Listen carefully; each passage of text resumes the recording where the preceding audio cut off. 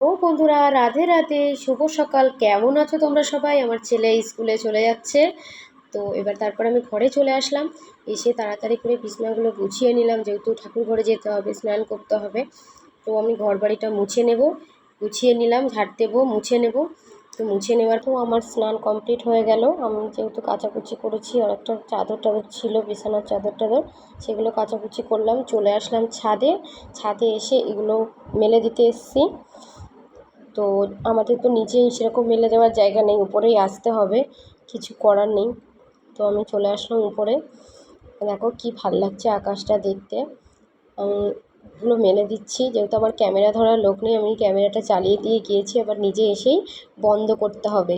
তো আমি নতুন ভিডিওটা করছি, তোমাদের একটু সাপোর্ট করো তোমরা সবাই, পাশে থেকো, তাহলে আমি রোজ রোজ নতুন নতুন ভিডিও নিয়ে আসতে পারবো।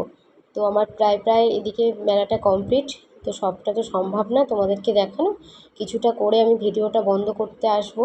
বন্ধ করে দিয়ে তারপর আবার নতুন করে করব। আমি ভালো করে ঠিক করে এডিট করতেও পারি না, চেষ্টা করছি। তো তোমাদের কী করতে হবে, সাপোর্ট করতে হবে, একটু পাশে থাকতে হবে। ভুল হলে ভুলটা সংশোধন করতে হবে।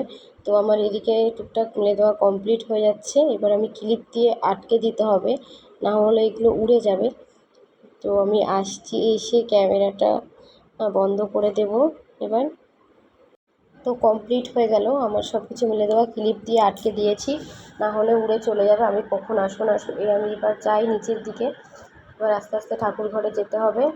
তো আমাদের সিঁড়িটা দেখো কতটা নিচু, একটা ছোট্ট গলির মধ্যে। সিঁড়িটা উঠতে আমার খুব ভয় লাগে, কিন্তু কিছু করার নেই। তো আস্তে আস্তে চলে আসলাম নিচে ঘরের দিকে।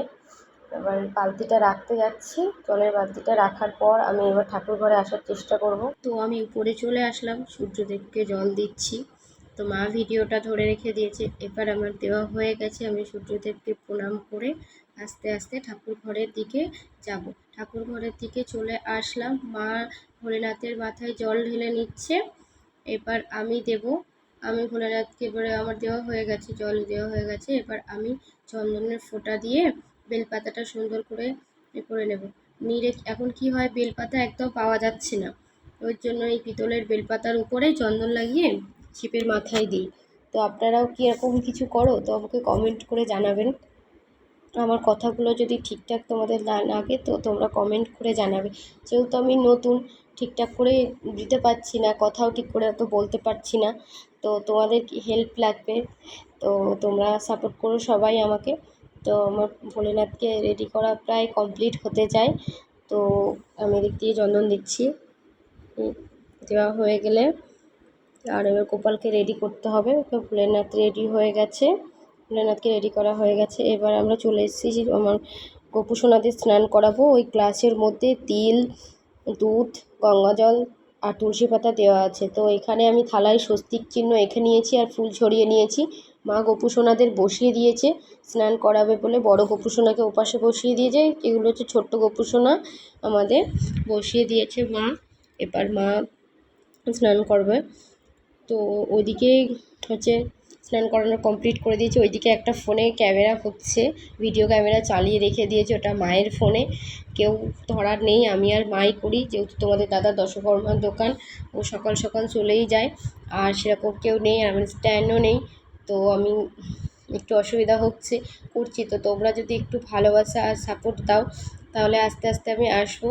তো আমাদের গোপু সোনা, বড় গোপু সোনা প্রায় স্নান করা কমপ্লিট হয়ে গেছে। এবার ছোট্ট গোপু সোনাকে স্নান করাতে হবে। তো উনি স্নান করে বসে আছে চুপটি করে, ঠান্ডা ঠান্ডা লাগছে, ভালোই লাগছে। তো এবার আবার ছোট্ট গোপু সোনাকে স্নান করাবে মা। তো মা এবার গোপু সোনাদের আস্তে আস্তে দিয়ে দিচ্ছে, মেজ গোপালকে দেবে, আবার সেজ গোপাল, ছোটো গোপাল সবাইকে দেবে, দিয়ে সুন্দর করে স্নান করাবে। আমি ওখান দিয়ে ফুল ছড়িয়ে দিচ্ছিলাম, গোপু সোনাদের স্নান করাচ্ছে মা। আমি ওখান থেকে ফুল ছড়িয়ে দিয়ে মাকে বলছিলাম, মা দাও, আমি দেবো। তো মা বললো, হ্যাঁ হ্যাঁ আমি রেখে দিচ্ছি তোমার জন্য। তো সারাদিন আমি যা করি চাই তোমাদেরকে শেয়ার করতে, তো তার জন্য তোমাদেরকে আমার পাশে থাকতে হবে। ভালো লাগলে লাইক, কমেন্ট, শেয়ার আর সাবস্ক্রাইব করে দিতে হবে। নতুন যারা আছো তারা সাবস্ক্রাইব করে দিও, আর ভালো লাগলে ভিডিওটা শেয়ার করে দিও। তো আমি দিয়ে দিচ্ছি, আমার ছোট্ট গোপু সোনাদের স্ট্যান্ড করাচ্ছি। এই পাশে আমি ভিডিও করছিলাম, রিলস ভিডিও বানাচ্ছিলাম। নিশ্চয়ই তোমরা যারা আমার ফ্রেন্ডে আছো তারা দেখতে পাচ্ছ যে রিলস আমি বানিয়েছি কিভাবে। তো তোমাদের কেমন লাগছে জানাবে। তো স্নান হয়ে গেছে, ওদেরকে গা হাত পা মুছিয়ে সুন্দর করে মা রেডি করে দিয়েছে, জামা টামা পরিয়ে দিয়েছে, সাজুগুজু হয়ে গেছে কমপ্লিট। এটা আমি ভিডিওটা দেখাতে পারিনি, সবটা কি আর সম্ভব হয় দেখানো, চেষ্টা করি দেখানোর। তো প্রায় কমপ্লিট, মা এবার পুজোয় শেষের পর্যায়ে চলে এসছে, মা এবার আরতি করবে। তো আমি ওদিকে শঙ্খ দিই আর উলু দিই আর এক হাতে ক্যামেরা ধরে রেখে দিই। মায়ের প্রায় পুজো দেওয়া হয়ে এসছে। মা এবার দেখো কি দারুণ পাখাটা, পুরো ময়ূরের পালক দিয়ে সুন্দর পাখাটা, মা এবার পাখার হাওয়াটা দিয়ে নিচ্ছে। তো আমাদের পুজো প্রায় কমপ্লিট। সে আসলাম দেখলাম কি যে আমাদের ফ্রিজটার অবস্থা খুব খারাপ। তো ফ্রিজটাকে পরিষ্কার করতে হবে। তো ভাবলাম চটপট ফ্রিজটাকে পরিষ্কার করে নিই। তো প্রায় পরিষ্কার করেই ফেললাম, পুরো ভিডিওটা দেখাতে পারিনি। তো দেখো আগের পর্যায়ে কেমন ছিল আর শেষের পর্যায়ে আমি কেমন সুন্দর করে পরিষ্কার করলাম। তারপর আস্তে আস্তে সুন্দর করে যা জিনিস যেখানে ছিল সেখানে সুন্দর করে ঠিকঠাক করে নেব। ওপরে ডিপটা কমপ্লিট হয়ে গেছে, নিচের ফ্রিজটাও তাই সুন্দর করে সাজিয়ে নিলাম। তো দেখলাম ওই পাশে চালের ড্রামগুলো আছে, ওগুলোও পরিষ্কার করতে হবে। ওদিকে জামা কাপড় শুকিয়ে গেছে, ওপরে আনতে যাব। ফ্রিজ পরিষ্কার করা কমপ্লিট, ওপরে যাচ্ছি। তারপর দেখলাম এই পাখিটা একা একা বসে আছে, এরা 4 জন ছিল, 4 জনের মধ্যে 4টেই মারা গেছে। তো এই একা বেঁচে আছে। তো তোমরা বলো তো একে কী করে যত্ন করে রাখা যায়, চেষ্টা করি রাখার। তো এবার আস্তে আস্তে আমি ওপরে যাচ্ছি, জামা কাপড়গুলো আনতে যাচ্ছি, ওপরে গিয়ে নিয়ে আসবো। তারপর আবার নিচেই চলে আসলাম, ড্রামগুলো পরিষ্কার করে। মা দেখলাম চাল নিয়ে এসছে, চালগুলোকে ঢালতে হবে।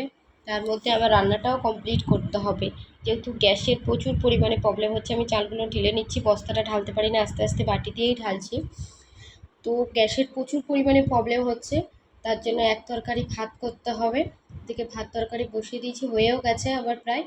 ভাত আর পটল দিয়ে আলু দিয়ে চিংড়ি দিয়ে তরকারি, এক তরকারি ভাত। গ্যাসের যেহেতু প্রচুর প্রবলেম হচ্ছে, তো তারপরে আমার ছেলেকে পড়তে দিতে যেতে হবে।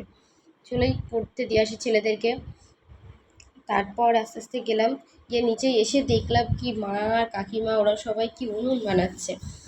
তো দেখো পরিস্থিতি আমাদেরকে কেমন জায়গায় নিয়ে আসতে পারে। কোভিডের সময় যেমন আমরা লকডাউনে ঘরবন্দি ছিলাম, আর এখন আমাদের গ্যাসের প্রচুর প্রবলেম হচ্ছে। তোমাদের কার কার বাড়িতে এরকম প্রবলেম হচ্ছে আমাকে কমেন্ট করে জানাবে।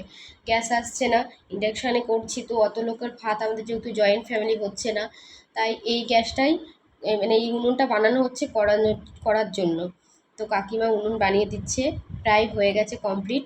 তো কাকিমা বলল কিছু বলবে তোমাদের, বলছে হ্যালো বন্ধুরা, তোমরা ভালো লাগলে আমার উনুন বানিয়েছি লাইক কমেন্ট শেয়ার আর সাবস্ক্রাইব করে দিও যদি তোমাদের ভালো লাগে।